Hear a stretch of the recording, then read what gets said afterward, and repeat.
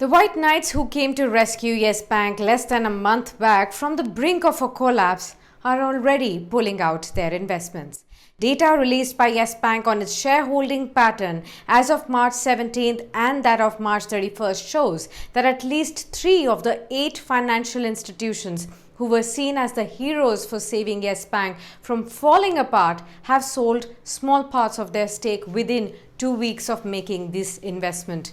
Now, these 8 financial institutions had together pooled in 10,000 crore rupees as investment at 10 rupees per share in Yes Bank when it was in dire need of capital and facing pressure from depositors.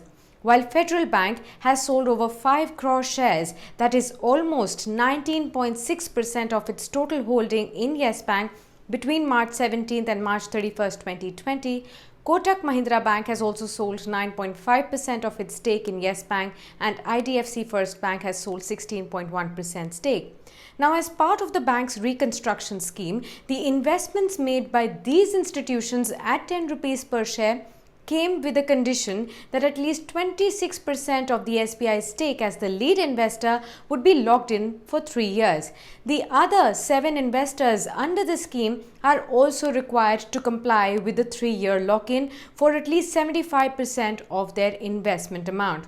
Now remember, SBI chairperson Rajneesh Kumar had earlier in a press conference said that SBI is committed not to sell a single share before the 3-year lock-in period. He also went on to say that none of the other banks were also looking to sell their holdings ahead of the 3-year lock-in period.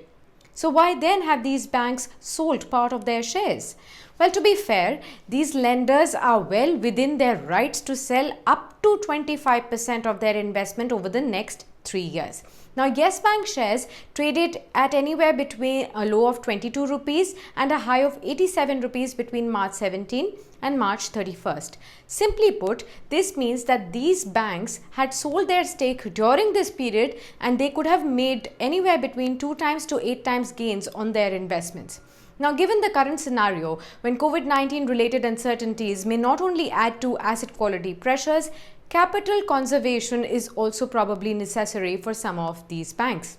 On the other hand, with the general deterioration in the economic conditions, remember the capital requirement for Yes Bank will also only go up further. Now, it is open to doubt whether the private banks that have contributed to the initial requirement will have the appetite to go any further and do any further contribution. In that event that they do not, the onus of supporting the bank will squarely fall on SBI. Now, analysts for now do not see the part stake sale derailing Yes Bank's journey back on track. Incidentally, also remember that ICICI Bank, which had subscribed to 100 crore shares of Yes Bank earlier, has actually increased its holding by about 2 lakh shares as of March 31st. Also, Yes Bank has reached out to shareholders for approval for raising of an additional amount of 5,000 crore rupees via issuance of equity or other convertible securities in addition to the 10,000 crore rupees approved by shareholders as on February 7th by way of rights issue.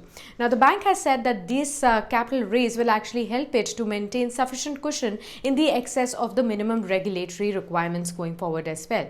However, for the investors who really viewed Kotak Mahindra Bank, IDFC First Bank and Federal Bank investments as confidence capital in Yes Bank, selling stakes, albeit small, within a fortnight is unlikely to go down too well.